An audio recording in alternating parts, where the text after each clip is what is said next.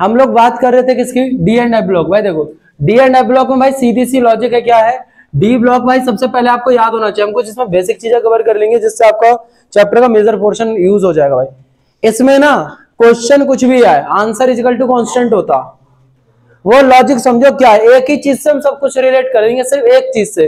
वो एक चीज ढंग से सुन लो बेटा, 10 मिनट बस ध्यान दे लो, आपका चैप्टर का ना मूल मंत्र आपके हाथ में आ जाएगा। देखो ध्यान से क्या, जैसे कि डी एंड एफ ब्लॉक में अगर मैं बात करूं, सबसे पहले हमें इतना तो पता ही है कि कौन कौन सी सीरीज होती है भाई, ठीक है 3D सीरीज 4D सीरीज हमारे यहाँ सीरीज होते हैं, ठीक है भाई। इसमें मेन जो लॉजिक आता है वो आता है, ये तो पता ही होगा सबको, ये सबको याद होना चाहिए।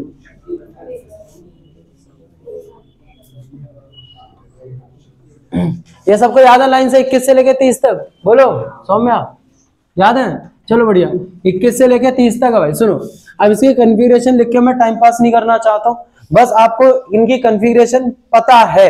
अभी अभी आप कोऑर्डिनेशन कंपाउंड पढ़ गया तो आपको इनकी कन्फिगरेशन का आइडिया होना चाहिए, ठीक है। इनमें से भाई मैं कोई भी 2-3 एलिमेंट चूज कर ले रहा हूँ, ध्यान से देखो, एक मैं यहाँ पे वेनेडियम की बात कर ले रहा हूँ, एक मैं यहाँ पे निकल की बात कर ले रहा हूँ, ठीक है, कंपेयर करने के लिए। ध्यान से सुनना बेटा, अगले 10 मिनट तक भाई ध्यान से सुन लो। इसमें जैसे वेनेडियम अगर मैं इसकी बात करूं 21 22 23 है, 23 है तो इसकी जो कन्फिगरेशन रहेगी वो रहेगी 4:3D3 रहेगी, ठीक है। इसके लिए मैं बात करूं 24 25 26 27 28 रहेगी, मतलब भाई 4:3D8 रहेगी भाई, 4:3D8 रहेगी। अब इनके बारे में देखो भाई, क्योंकि जो प्रॉपर्टी यहां से लेके यहां तक चेंज होगा ना वो सब में चेंज होगा। अब जरा ध्यान से देखो, सबसे पहले मैं बात कर रहा हूं यहाँ पे कि 4:2 जो है वो स्ट्रक्चर ऐसा होगा कुछ ना कुछ 1 2 3 4, ये हमारा लॉजिक रहेगा। यहां पे आपका जो है 4:3D8 रहेगा, 1 2 3 4, 1 2 1 2 3 4 5 6 7 8। देखो भाई इसमें सबसे पहली बात ये आती है कि आप एक बात बताओ, जो बॉन्ड बनाता है वो हमेशा सिंगल इलेक्ट्रॉन बनाता है भाई, जो अनपेयर्ड इलेक्ट्रॉन होता है वही बॉन्ड बनाता है भाई। सुनो ध्यान से, सबसे पहले मैं बात करूं बॉन्ड स्ट्रेंथ की, है भाई, लॉजिक लगाना भाई, सारे लॉजिक एक ही चीज से लगेंगे भाई। ज्यादा स्ट्रॉन्ग बॉन्ड स्ट्रेंथ किसकी होगी भाई, जाहिर सी बात है, देखो ध्यान से, यहाँ पे 2 अनपेयर्ड इलेक्ट्रॉन है तो 2 ही बॉन्ड बना पाएगा, यहाँ पे अनपेयर्ड इलेक्ट्रॉन 3 है तो ये 3 बॉन्ड बना पाएगा। समझ आया कि नहीं है? तो भैया ये ज्यादा स्ट्रॉन्ग होगा क्या, पीछे वाला, ये वाला ज्यादा स्ट्रॉन्ग होगा, क्यों, ये नंबर ऑफ बॉन्ड्स क्या बना रहा है, ज्यादा बना। आप कॉमन सेंस लगाओ भाई, ज्यादा बॉन्ड बना रहा है ना, ये क्या बना रहा है, कम बॉन्ड बना रहा है, तो ज्यादा बॉन्ड बनाने वाला ज्यादा स्टेबल होगा या कम बॉन्ड बनाने वाला। तो भाई मैं बीच में सेपरेशन लाइन खींच लेता हूं, तो इसका भाई बॉन्ड स्ट्रेंथ क्या होगा, ज्यादा होगा, इसकी बॉन्ड स्ट्रेंथ क्या होगी, कम होगी। अब धीरे धीरे यहां से जब इधर जाएंगे तो पहले बॉन्ड स्ट्रेंथ क्या होगी, बढ़ेगी कि घटेगी भैया, अनपेयर्ड इलेक्ट्रॉन बढ़ रहे हैं ना, यहाँ पे 1 है फिर 2 अनपेयर्ड है फिर 3 अनपेयर्ड, बढ़ेगी कि नहीं बढ़ेगी। उसके बाद क्योंकि भैया पेयर होना शुरू हो गया तो अनपेयर्ड इलेक्ट्रॉन क्या हो जाएंगे, कम हो जाएंगे। समझ आ गया? पहले भाई बॉन्ड स्ट्रेंथ का लॉजिक क्लियर हो गया। दूसरे की मैं बात कर लेता हूं, आपका क्या दूसरा हमारा आ जाता है melting point and boiling point. देखो भाई melting point and boiling point की अगर बात करी जाए, खुद सोचो, ये ज्यादा बॉन्ड बना रहे हैं इधर जाते जाते, तो इधर जाते जाते अगर नंबर ऑफ बॉन्ड्स इंक्रीज होते जा रहे हैं तो मेल्टिंग पॉइंट बढ़ेगा कि घटेगा भैया, ज्यादा अच्छा तगड़ा बॉन्ड बना रहा है तो बॉन्ड मतलब मेल्टिंग पॉइंट क्या होगा, और बाद में घटेगा तो बाद में मेल्टिंग पॉइंट क्या होगा भाई, melting point and boiling point क्या करेगा, डिक्रीज करेगा। स्टार्टिंग में melting point and boiling point बढ़ेगा और बाद में melting point and boiling point क्या करेगा भाई, डिक्रीज करेगा। समझ आया कि नहीं आया?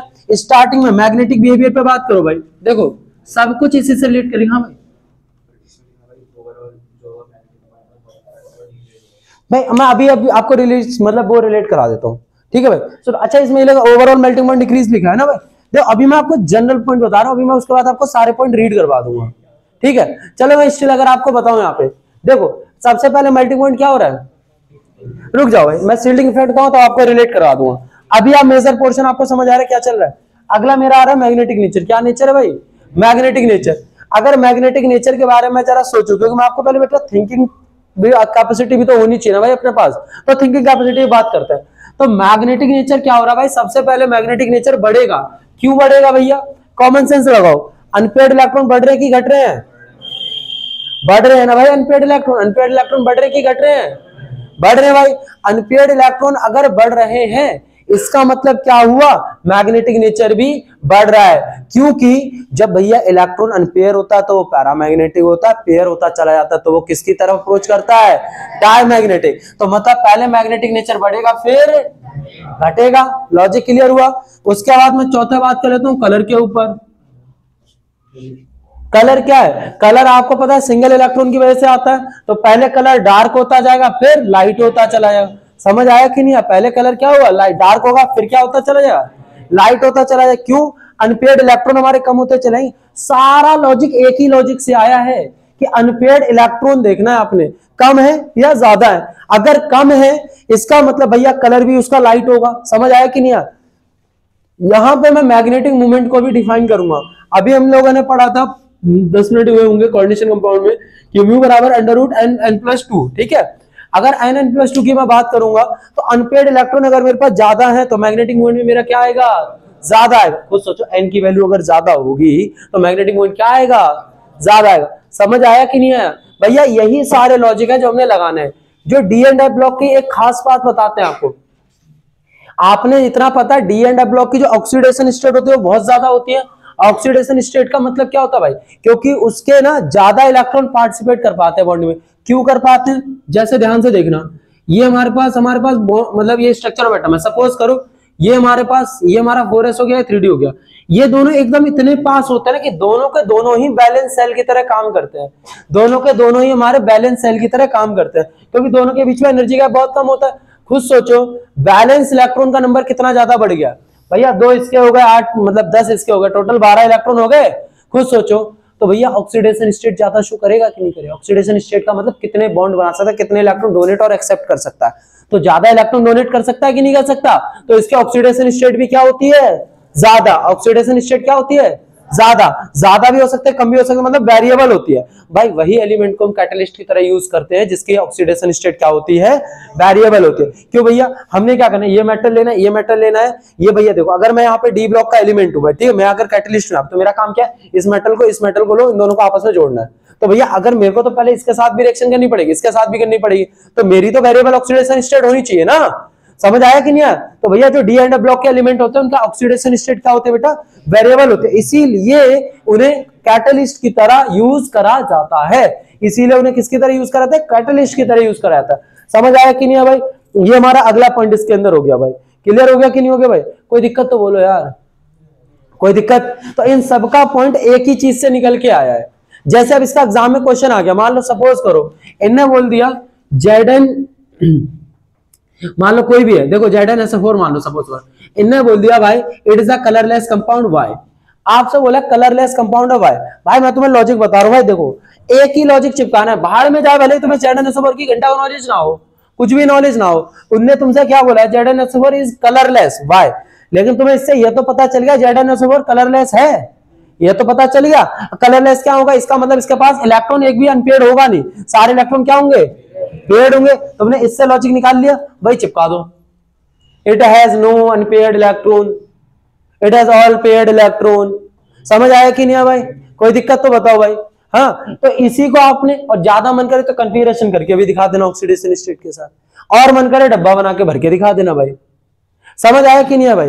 कोई दिक्कत तो बताओ, कोई दिक्कत नहीं? बहुत बढ़िया।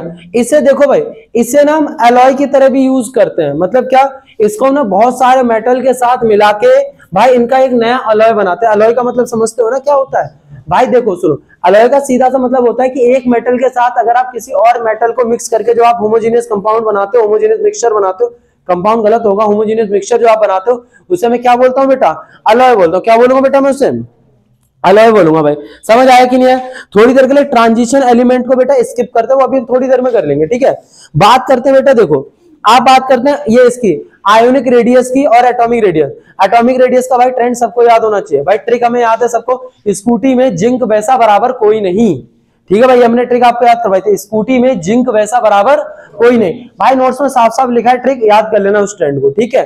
दूसरा देखो भाई, इसमें सीधा सा आपने एक चीज याद रखना, कंक्लूजन बता रहे डायरेक्ट, इधर ध्यान दो बेटा, नोट्स बोलने बाद में पढ़ लेना। आयोनिक रेडियस क्या होता है बेटा, ऑक्सीडेशन स्टेट के इनवर्सली प्रोपोर्शनल होता है। आयोनिक रेडियस ऑक्सीडेशन स्टेट के इनवर्सली प्रोपोर्शनल होता है। मतलब एक तरफ मैं अगर बोलूं Fe2+ है, एक तरफ मेरे पास Fe3+ है, मैं आपसे बोलूं किसका आयोनिक रेडियस ज्यादा होगा, तो आप देखो इसकी ऑक्सीडेशन स्टेट ज्यादा है तो आयोनिक रेडियस इसका ज्यादा होगा।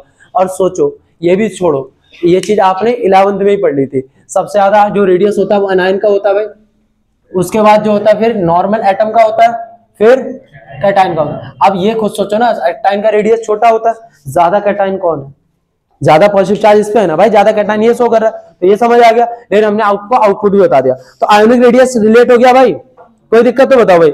हाँ, अब यहाँ पे क्या आता है, जो मेल्टिंग पॉइंट है ना भाई, मैंने आपको बोला था, मैंने आपको सोचने का तरीका बताया था, क्या होता है बेटा, क्या होता है भाई, पहले बढ़ेगा फिर घटेगा। तो भैया यही लॉजिक हमारा रहता है इसमें, कि ओवरऑल का इसमें कोई चक्कर नहीं होता, पहले भाई बढ़ता है फिर कांस्टेंट रहता है फिर घटता है, यहाँ पे फिर कांस्टेंट रहता है भाई। ठीक है भाई, इसमें हमारा एनसीईआरटी में ग्राफ भी दे रखा है, इसमें हमें साफ साफ बोला गया है, याद रखने वाली बात क्या है, टंजस्टन का हाईएस्ट मेल्टिंग पॉइंट होता है, आई रिपीट टंजस्टन का हाईएस्ट मेल्टिंग पॉइंट होता है, आई रिपीट टंजस्टन का हाईएस्ट मेल्टिंग पॉइंट होता है। समझ में आया, टंजस्टन का हाईएस्ट मेल्टिंग पॉइंट होता है, किसका हाईएस्ट मेल्टिंग पॉइंट होता है, टंजस्टन का, किसका, टंजस्टन का। समझ में आया कि नहीं आया, याद रख सकते हो भाई। सुनो देखो, आपकी जीभ का मेल्टिंग पॉइंट बहुत ज्यादा भाई, जल्दी पिघलती नहीं भाई, तो याद रखो जीभ को इंग्लिश में क्या बोलते हैं, टंग, टंग से टंजस्टन, टंग से टंजस्टन भाई, याद रख सकते हो। जबरदस्ती बहुत भाई ट्रिक है, I know very well, but याद करने के लिए सफिशिएंट है।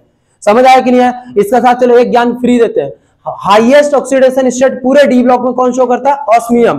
कौन करता है, कितना शो करता है, +8, कितना, +8। हाईएस्ट ऑक्सीडेशन स्टेट कौन शो करता है, ऑस्मियम, कितनी करता है, +8।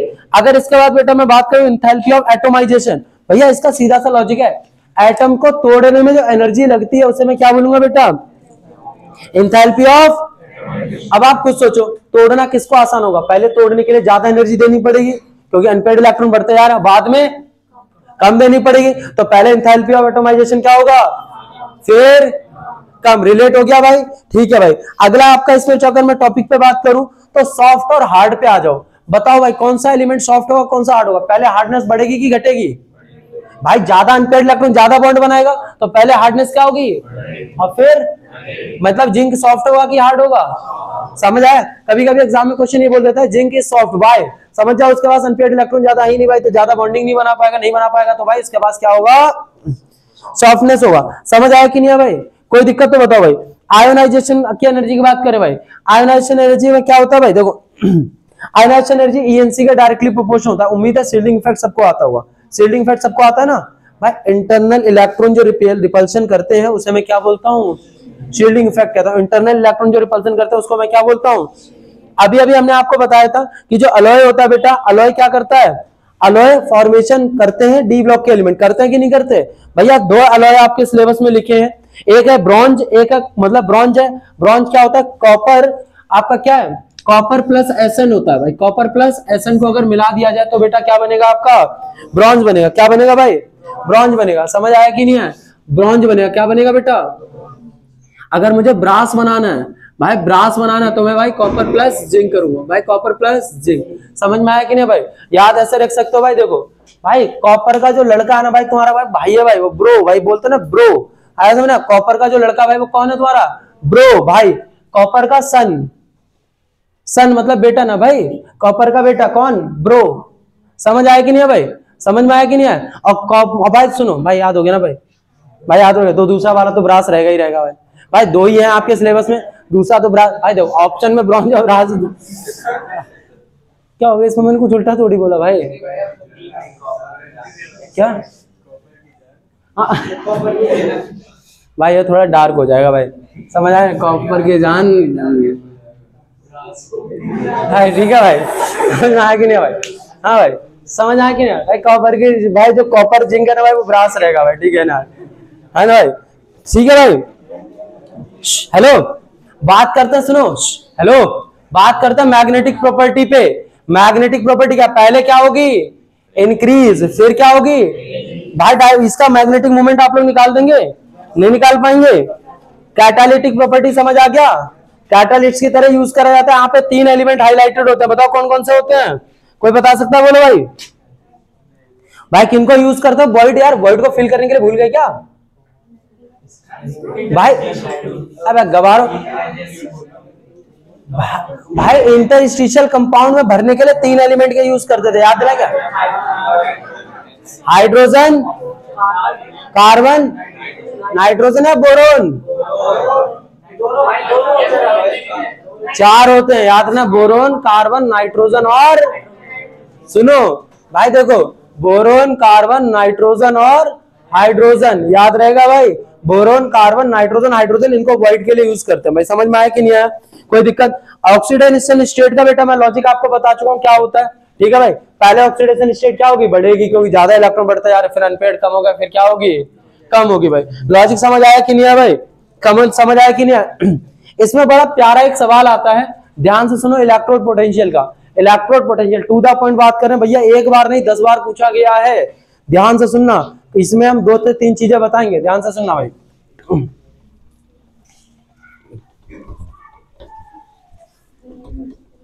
भाई देखो सुनो, जो Cu+ है ना बेटा, ये हाईली अनस्टेबल होता है भाई, हाईली अनस्टेबल होता है। तो ये क्या करेगा भाई, सुनो, ये ना डिस्प्रोपोर्शनेशन शो करता है भाई। मतलब ये Cu में भी कन्वर्ट हो सकता है और Cu2+ में क्यों जाता है? क्योंकि ये इसकी स्टेबल ऑक्सीडेशन स्टेट है। कॉपर में क्यों जाता है भाई? सॉलिड है भाई, Cu+ में ज्यादा स्टेबल होता है भाई। ये कुछ सोचो, +1 से 0 में गया, मतलब यहाँ क्या हो गया? रिडक्शन। यहाँ क्या हो गया? बढ़ गया, मतलब ऑक्सीडेशन। मतलब Cu+ क्या करता है? डिस्प्रोपोर्शनेशन रिएक्शन शो करता है। कोई भी तुमसे पूछे, अगर Cu+ में हमने एक्वा सॉल्यूशन में Cu+ डाल दिया तो क्या होगा? ये रिएक्शन लिख दोगे, कोई गुनाह तो नहीं है भैया? लिख दोगे कि नहीं लिख दोगे? इस रिएक्शन को हम क्या बोलेंगे भैया? डिस्प्रोपोर्शनेशन रिएक्शन कहेंगे। क्या कहेंगे? क्योंकि भैया इसमें ऑक्सीडेशन भी हो रहा है और रिडक्शन भी हो रहा है। कोई दिक्कत तो बताओ भाई, डिस्प्रोपोर्शनेशन रिएक्शन लिख दोगे? कोई दिक्कत तो बोलो भाई। कोई दिक्कत नहीं ना भाई? कॉपर क्लियर है। कॉपर में एक चीज और आता है, जो कॉपर का इलेक्ट्रोड पोटेंशियल है ना बेटा, वो हमेशा पॉजिटिव होता है। बाकी जितने भी आपके मैक्सिमम मेटल्स है भाई, जितने भी डी ब्लॉक एलिमेंट है, उन सबका नेगेटिव होता है, लेकिन जो कॉपर है भाई उसका पॉजिटिव होता है। अब सवाल उठता है रीजन बिहाइंड दिस, भैया पॉजिटिव काहे होता है? कोई बता सकता है?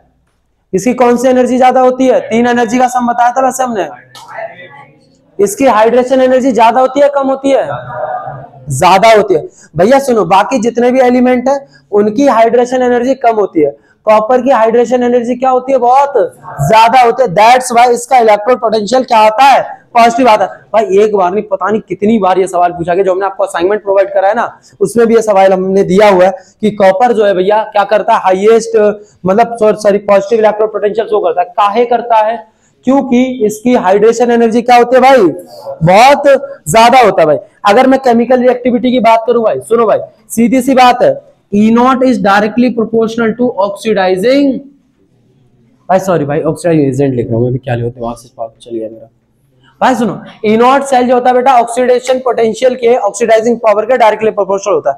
इलेक्ट्रोकेमिस्ट्री में डिटेल से पढ़ चुके हैं वाली बात को भाई, ठीक है। जिसका E0 सेल ज्यादा होगा वो उसकी ऑक्सीडेशन करने की पावर ज्यादा होगी। खुद सोचो, E0 सेल हमने किसके बेसिस पर डिसाइड किया? मैं आपको रिलेट करा देता हूं, हिंट दे रहा हूं।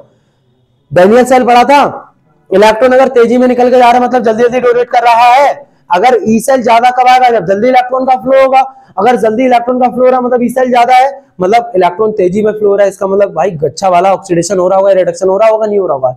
लॉस ऑफ इलेक्ट्रॉन हो रहा है मतलब तगड़ा ऑक्सीडेशन हो रहा है। ऑक्सीडेशन अगर तगड़ा है तो ई सेल ज्यादा हो रहा है कि नहीं हो रहा भाई? रिलेट हुआ कि नहीं हुआ?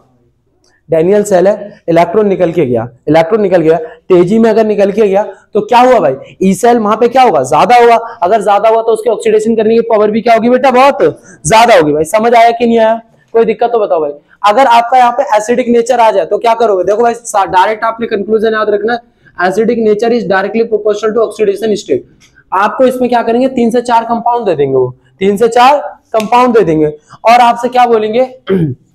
बोलेंगे इन्हें अरेंज करो, कौन सा ज्यादा एसिडिक है, उनकी ऑक्सीडेशन स्टेट निकाल के देख लेना। जिसके ऑक्सीडेशन स्टेट ज्यादा होगा उसका नेचर क्या होगा बेटा? एसिडिक होगा। क्या होगा उनका नेचर?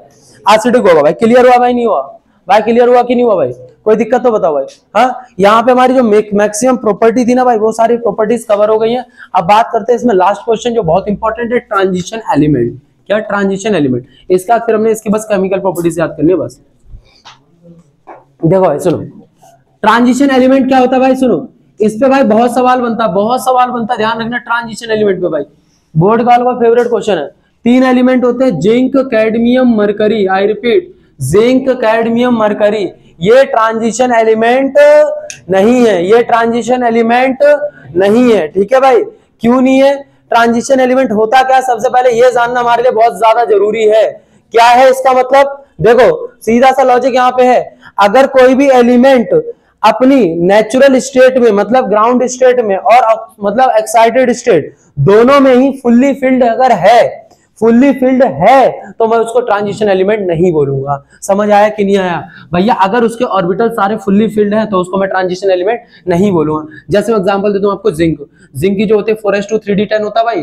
देखो भाई ये भी पूरा भरा हुआ है, ये भी पूरा भरा हुआ है, सारे सेल फुल्ली फिल्ड हमारे, तो भैया ट्रांजिशन एलिमेंट नहीं है। बट इसी में अगर मैं बोलूं इसकी एक्साइटेड स्टेट Zn2 प्लस जाएगा तो भाई 4s0 3d10, देखो भाई पूरा भरा हुआ है कि नहीं डी ऑर्बिटल, तो अभी भी ट्रांजिशन एलिमेंट भैया, जिसके ऑर्बिटल खाली होते हैं वही हमारा क्या होता है, ट्रांजिशन एलिमेंट होता है। क्लियर हो गया कि नहीं हो गया भाई?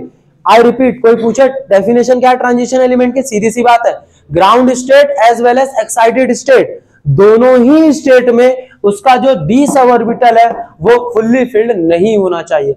अगर फुल्ली फिल्ड है तो वो ट्रांजिशन एलिमेंट नहीं है। समझ आया कि नहीं है? तो यही बेटा कब सवाल क्या आता है आपके ये एग्जाम में, why zinc cadmium and mercury are not considered as a transition element.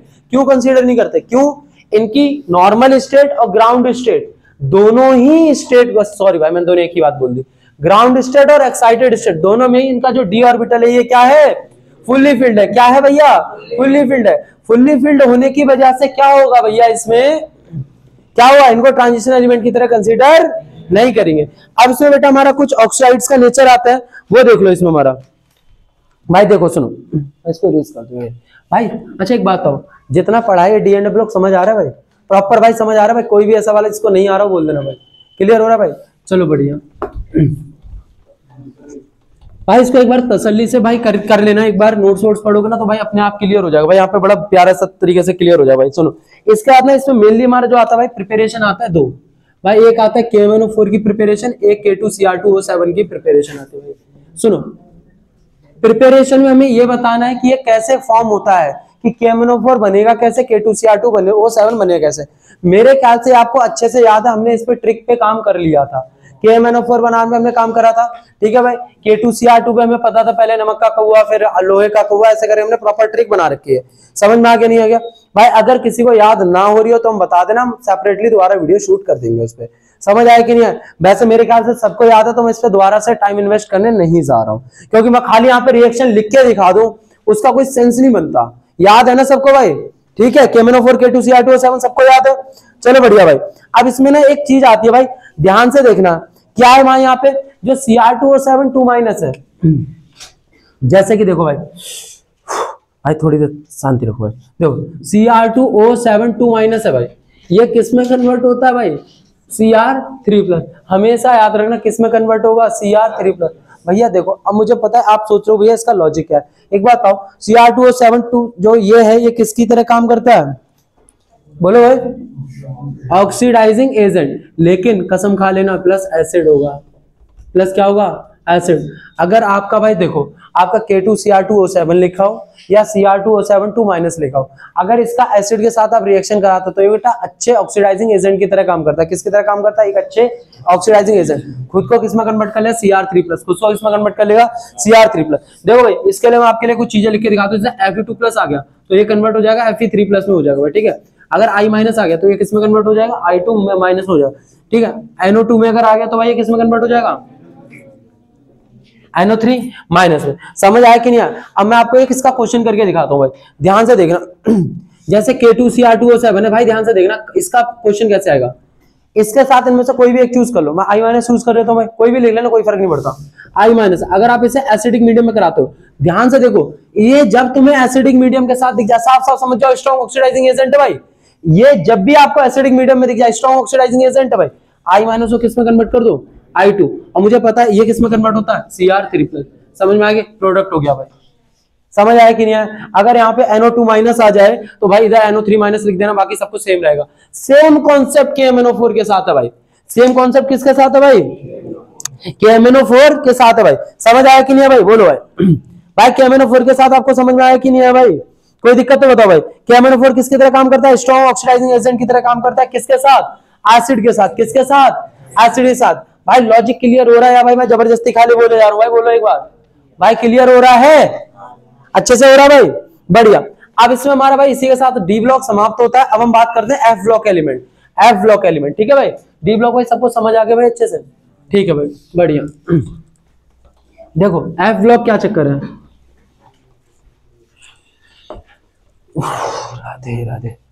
देखो भाई एफ ब्लॉक एलिमेंट के अंदर ना भाई एक चीज समझना बहुत ज्यादा जरूरी है, इसके अंदर 2 ही 3 सवाल बनते हैं, ज्यादा कुछ बनते ही नहीं है इसमें, मतलब सबसे इजी है ये। जैसे सबसे पहला इसमें टॉपिक हमारा आता है भाई, अगले 5 मिनट यहाँ पे ध्यान से देख लो भाई, आपका एफ ब्लॉक से कोई भी क्वेश्चन नहीं छूटेगा। लेंथेनॉइड कॉन्ट्रैक्शन बनता है भाई सबसे पहले हमारा।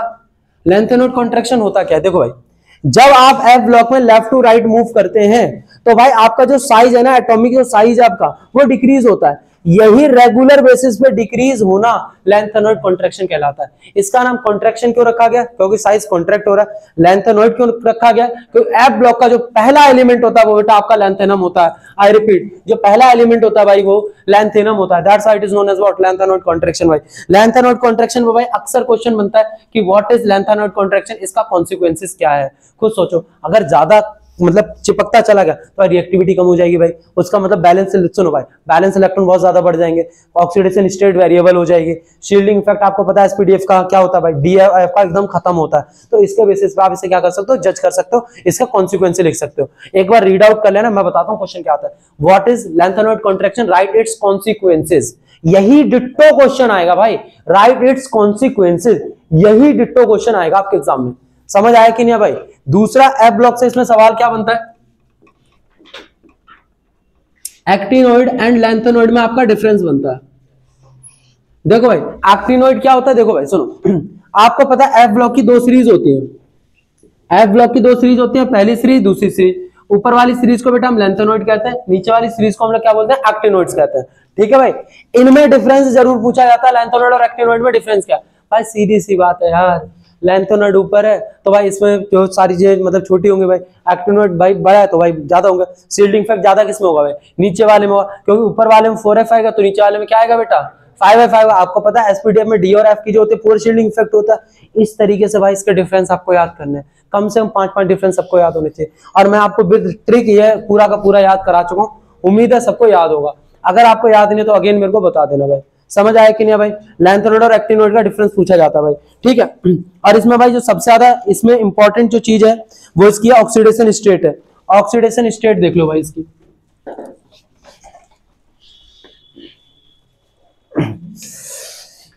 राधे राधे।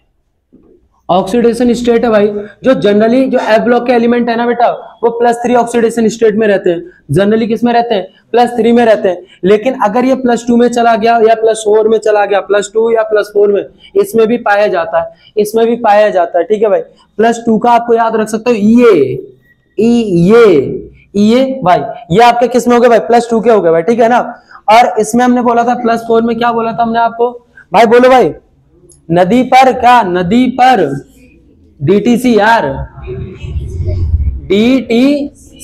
डीटीसी से आप एलिमेंट बता सकते हो इजिली। डी से को क्या था भाई, डी से क्या था, डी भाई, टी से क्या था, टी से क्या था भाई, टीबी। सी से क्या था, सीजियम यार।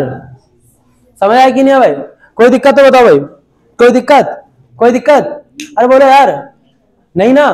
तो देखो भाई क्या भाई, नदी पर 4 डीटीसी, 4 से याद रहेगा कि उसके ऑक्सीडेशन स्टेट कितने बेटा, 4 है। तो याद रहेगा भाई 4 ऑक्सीडेशन स्टेट कौन कौन से करता है। एक सबसे इंपॉर्टेंट जो सवाल है वो सुन लो, इसमें मिक्स्ड मेटल भी वो पूछा जाता है, क्या होता है बेटा, कोई बताएगा मिक्स्ड मेटल क्या होता है भाई। एलयू के साथ जो एलॉय बनाता है उसे क्या बोलते हैं, मिक्स्ड मेटल। एलॉय किसके साथ बनाएगा। अब जैसे देखो मैं आपसे एक बात बताता हूँ, सुनो, इसमें जो सबसे इंपॉर्टेंट सबसे फेमस सवाल जो बनता है वो सुनो इसका।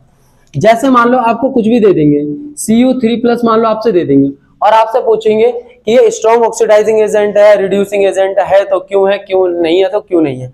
ये इसका सबसे फेमस सवाल है, इसलिए लास्ट के लिए बचा कर रखा था, ध्यान से सुनो। Cu जो है भाई आपको पता है, Cu को ही चलो देख लो। Cu के अंदर अगर मैं बात करूं तो आपको पता है बेटा Cu जो होता है 29 नंबर पे आता है। इसके मैं अगर कॉन्फ़िगरेशन में बात करूं तो मुझे पता है जनरल जो कॉन्फ़िगरेशन होती है इसकी 4s1 3d10 होता है, 4s1 3d10। बट अगर मैंने इसमें 3 इलेक्ट्रॉन डोनेट करवा दिया इससे, क्या करवा दिया भाई, 3 इलेक्ट्रॉन डोनेट करवा दिए, क्योंकि Cu3+ है ना भाई, तो 4s हो जाएगा 0, एक तो इलेक्ट्रॉन चला गया, 2 इसमें से भेज दो, तो 3d8 क्या हो गया भाई, 3d8। अब भाई खुद सोचो ये क्या चाहेगा यहाँ पे, इस कंडीशन में क्या चाहेगा, इलेक्ट्रॉन लेना चाहेगा या देना चाहेगा, खुद सोचो। हाँ अरे भैया आपको पता है ना Cu2+ में ज्यादा स्टेबल होता है, तो ज्यादा स्टेबल होता है Cu2+, किसमें ज्यादा स्टेबल होगा, Cu2+। अब ये 3+ से इसे किस में आना है, 2+ में आना है, ये बात क्लियर हो रही है कि नहीं हो रही है, 3+ से किस में आना है, 2+ में। अब ये 2+ में आने के लिए एक इलेक्ट्रॉन कैरी करेगा, एक इलेक्ट्रॉन लेगा, लेगा क्या देगा, लेगा। अब कुछ सोचो, मतलब इलेक्ट्रॉन लेना चाह रहा है, लेना चाह रहा है मतलब gain of electron, gain of electron मतलब रिडक्शन, रिडक्शन मतलब ऑक्सीडाइजिंग एजेंट, तो ये किसकी तरह काम करेगा। अब भाई ये जितना ज्यादा तड़प रहा होगा इलेक्ट्रॉन लेने के लिए उतना तगड़ा स्ट्रॉन्ग ऑक्सीडाइजिंग एजेंट होगा। जैसे मान लो कोई कन्फिगरेशन ऐसी आ जाए, सपोज करो 3d4 की आ जाए, तो भाई ये पता क्या, ये भी ऑक्सीडाइजिंग एजेंट होगा। पता है क्यों भैया, कैसे भी एक इलेक्ट्रॉन मिल जाए 3d5 बन जाएगी, हाफ फील्ड कन्फिगरेशन हो जाएगी हमारी। समझ में आया कि नहीं है, तो ऑक्सीडाइजिंग एजेंट की तरह काम करेगा।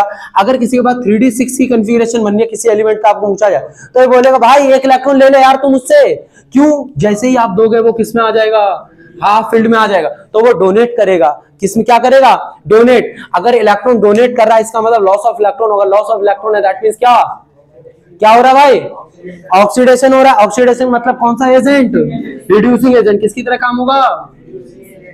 तो भाई सुनो, ये तो हमने आपको लॉजिक बता दिया। अगर आपसे कोई पूछता है ये एलिमेंट स्ट्रॉन्ग ऑक्सीडाइजिंग एजेंट की तरह काम कर रहा है क्यों, तुम्हें ये तो पता चल गया ना ये एलिमेंट स्ट्रॉन्ग ऑक्सीडाइजिंग एजेंट की तरह काम कर रहा है, इसका मतलब ये तो पता चल गया ना कि ये रिडक्शन कर रहा है, इतना तो पता चल गया गेन ऑफ इलेक्ट्रॉन कर रहा है। तो एक ही यूनिवर्सल लॉजिक चिपकाओ, because it want to gain electron to attain its stability. भले उसके बारे में आप कुछ ना जानते हो कि उसकी भाई खुद सोचो ना, अगर वो भाई ऑक्सीडाइजिंग एजेंट की तरह काम कर रहा है, रिड्यूसिंग एजेंट की तरह काम कर रहा है, इसका मतलब क्या कर रहा है, ऑक्सीडेशन या रिडक्शन कर रहा है। अब कोई भी चीज ऑक्सीडेशन रिडक्शन करना क्यों चाहेगा, इलेक्ट्रॉन लेना या देना क्यों चाहेगा, ताकि उसकी स्टेबिलिटी बढ़े, और स्टेबिलिटी बढ़ेगी कैसे, आपको लॉजिक क्लियर हो गया कि नहीं हो गया, समझ आया कि नहीं। यही इससे सबसे फेमस सवाल बनता है, इंपॉर्टेंट सवाल सुन लो भाई। इंपॉर्टेंट क्या भाई, जो असाइनमेंट दिया ना भाई वो असाइनमेंट कर लो, असाइनमेंट से बाहर इसमें कुछ भी नहीं जाएगा भाई। उम्मीद है आपको अच्छे से समझ में आ गया होगा, पूरा का पूरा चैप्टर क्या है भैया पैक हो गया होगा हमारे, ठीक है भाई। बंद कर देना इसको।